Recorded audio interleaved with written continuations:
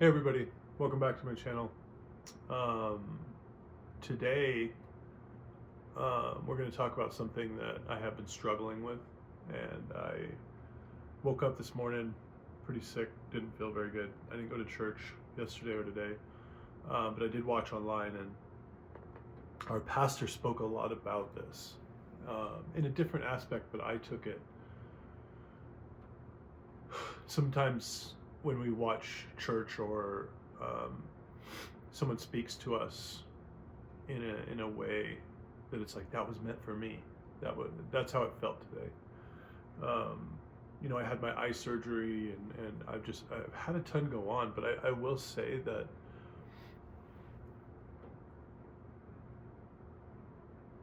everything ebbs and flows, and I've never seen it more present than recently. Um, People come and go. Um, Pain hurts, and then it doesn't. Sting um, fades or gets stronger. The scars get reopened. It's a lot, and we all know this. But today I want to talk about something that I've been really dealing with is feeling like a fraud. That can really dig into your mind and your heart and your soul. And I don't know how many of you feel like this, but when you feel like a fraud, it takes everything from you. It makes you feel like everything that you say is just not worthy of being said. And that imposter feeling, you know? And that's been pretty present with me. And today at church, there was a lot that was awakened in me. I've just been sitting and wallowing and feeling sorry for myself about things that have gone on in my life, and it doesn't help anybody, especially doesn't help me.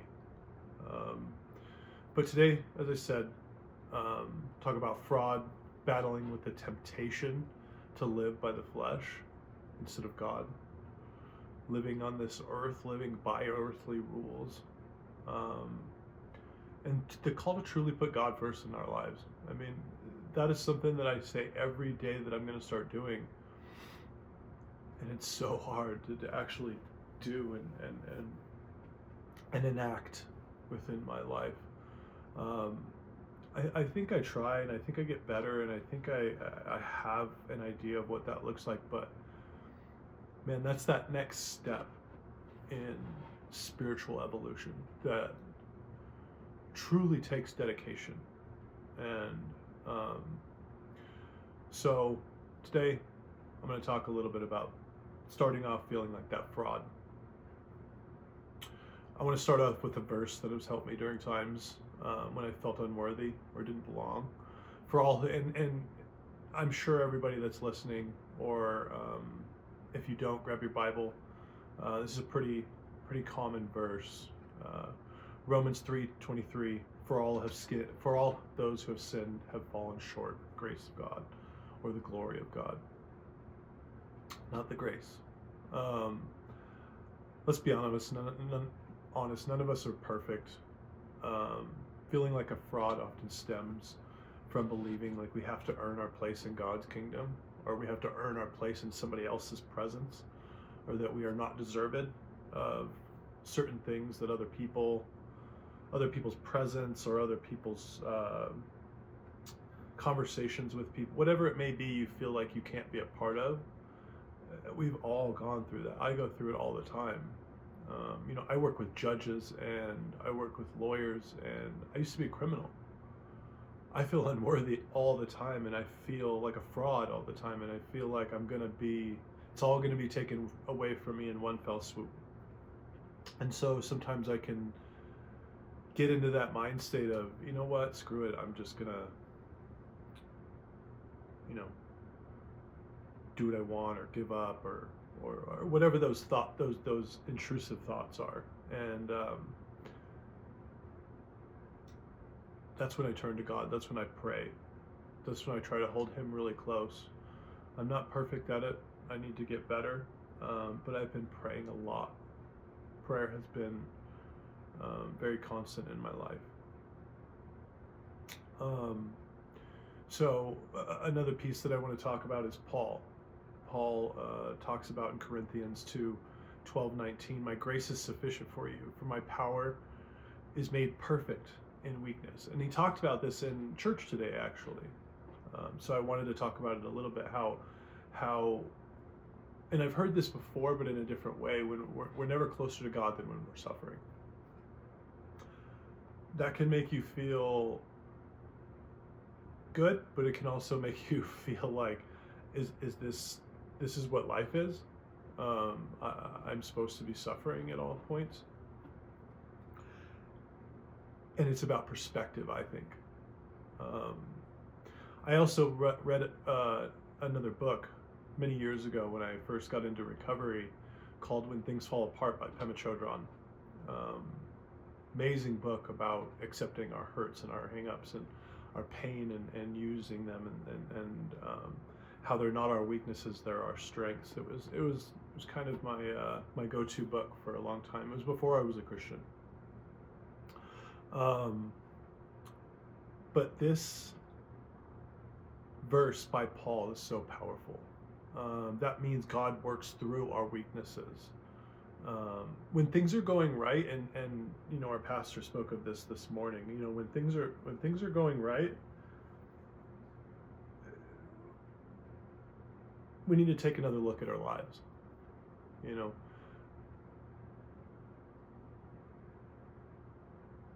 everything going bad, we want to think that that's because things aren't really living up to the way we want them to, or that we're doing wrong and we're getting some kind of karma, or whatever it is that we want to believe about ourselves in those dark moments. But those moments are the most precious moments.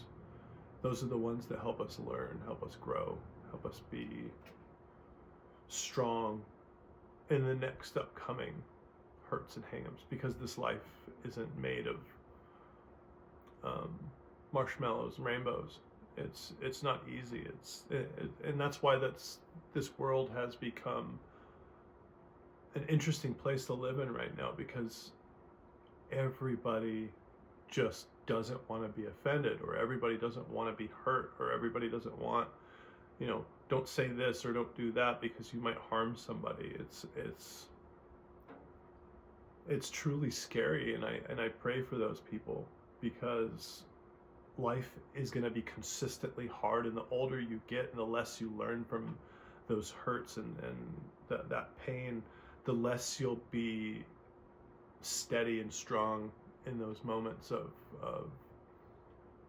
much worse things that come. You know, it's a progression in life, I think. Easy to hard, and you know, we can get into those places where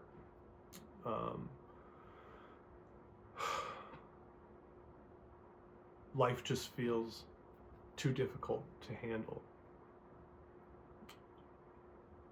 And that's because we haven't learned from those mistakes. We haven't taken what we've gone through and used that as our new weapon,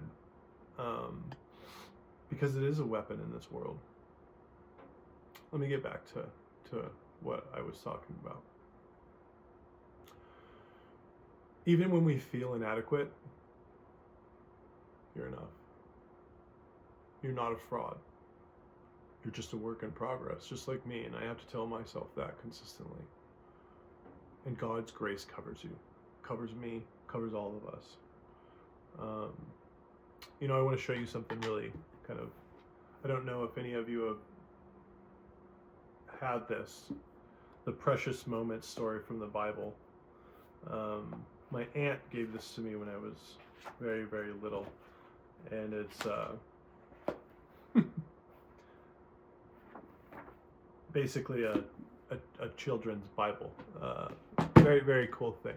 This is what I use now. I use the New Student's Bible. It's a very very important Bible to have. I think it's the New International Version, but it has little guides along the way that helps you understand what they're talking about within the scripture.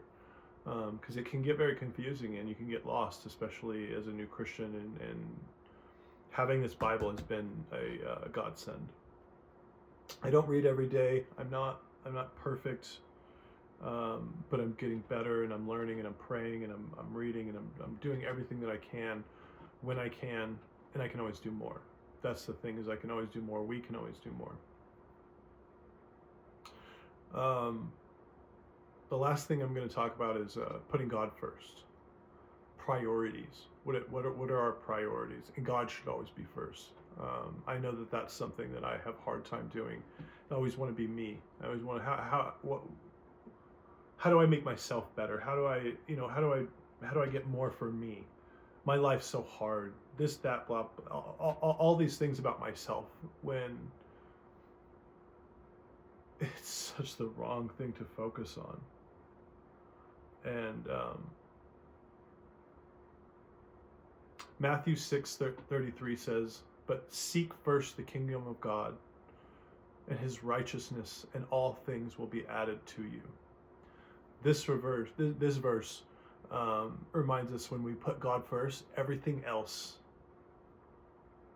in life kind of begins to align around. If you're putting God first, your life will start aligning. And that's what I think. When my life is going well, and not well, I mean more, I understand the path that I'm taking.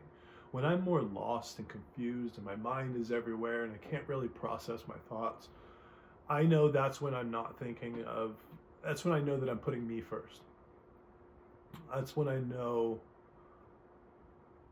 that I'm only thinking of me. How can I achieve the best for myself? How can I achieve the best for what's going to make me better? What's going to make my life stronger in the future? Not for what's going to make my clients' lives better, or whatever it is outside of myself that I'm my purpose is.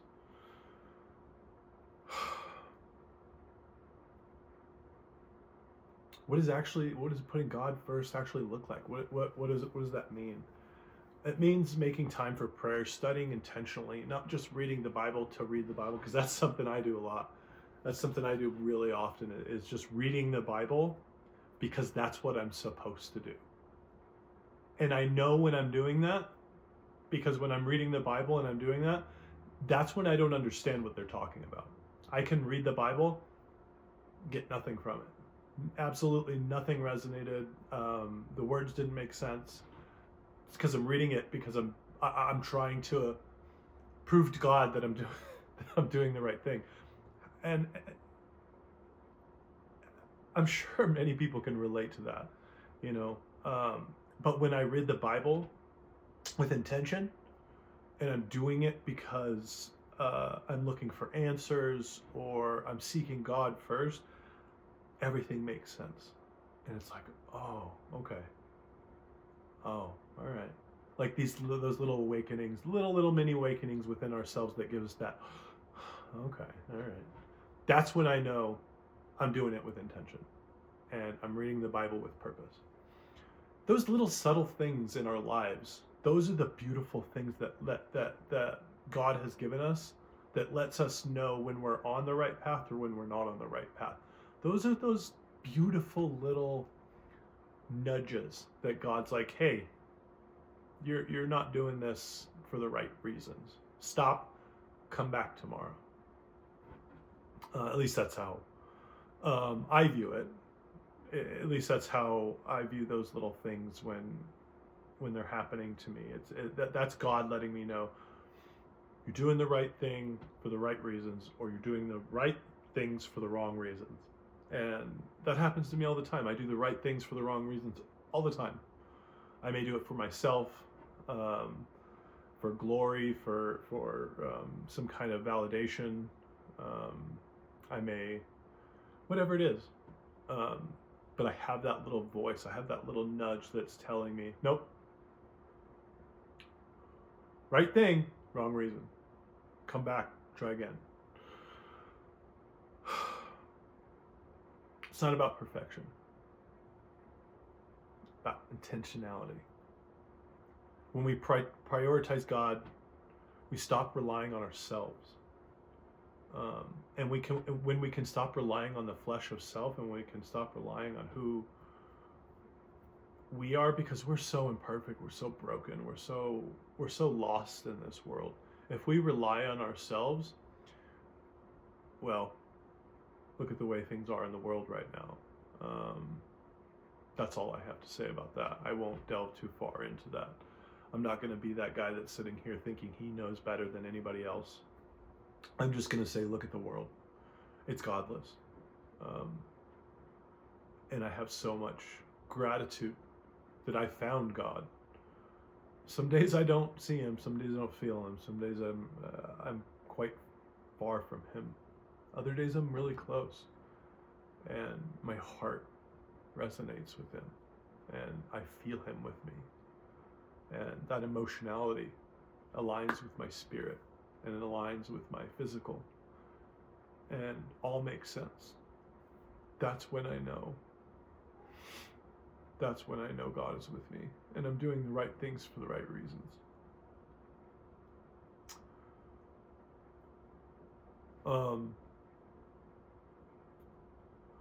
Sorry.